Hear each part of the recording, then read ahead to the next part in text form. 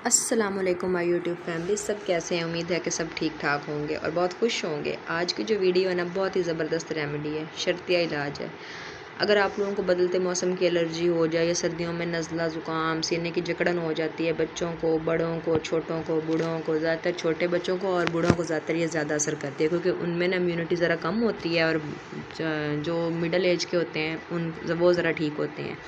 तो आप उनके लिए ये लाज़मी ट्राई करें। 4 से 5 दिन पिए, आप लोगों को आराम आ जाएगा इंशाल्लाह। बच्चे बूढ़े बिल्कुल न्यूबॉर्न सबको आप दे सकते हैं। मैं अरहम को देती हूँ और अल्हम्दुलिल्लाह अल्हम्दुलिल्लाह हर दफ़ा सब सही रहता है। चलें जी, अब हम रेमेडी की तरफ चलते हैं। मैं आपको रेमेडी बताती हूँ।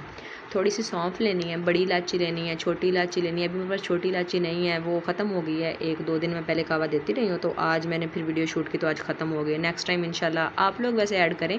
इसमें लौंग, चीनी, अजवाइन, चीनी की जगह आप लोग शहद भी डाल सकते हैं, वो ज़्यादा अच्छी ऑप्शन है, ठीक है। और अजवाइन, दालचीनी, इन सब को आप लोगों ने इकट्ठा मिक्स कर लेना है और उसके बाद आप लोगों ने 1 कप पानी में डाल देना है। अगर आप बड़ों के लिए बना रहे हैं तो आप 1.5 कप पानी ले लें, आधा कप पक पक के वो सूख जाए, 1 कप या थोड़ा सा उससे कम रह जाए तो वो आप लोगों ने ले लेना है।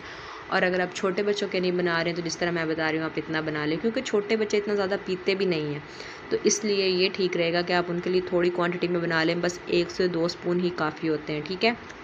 तो आप लोगों ने इसको हल्की आंच पर पकने देना है। जब ये पक कर बिल्कुल थोड़ी सी 1 से 2 स्पून रह जाएगी ना, तो आप लोगों ने फिर बच्चों को देना है। वैसे भी आम रूटीन में भी अगर सर जब हम नहला रहे होते हैं बच्चों को सर्दियों में, तो तब भी बच्चे को लग सकती है, हवा लग जाए तब भी थोड़ी सी ठंड लग जाती है, तो उसके लिए भी ये अच्छा है कि आप आम रूटीन में भी बना के दे सकते हैं। वैसे भी सर्दियों में दूसरे से तीसरे दिन बना के देते रहें तो ये अच्छा है।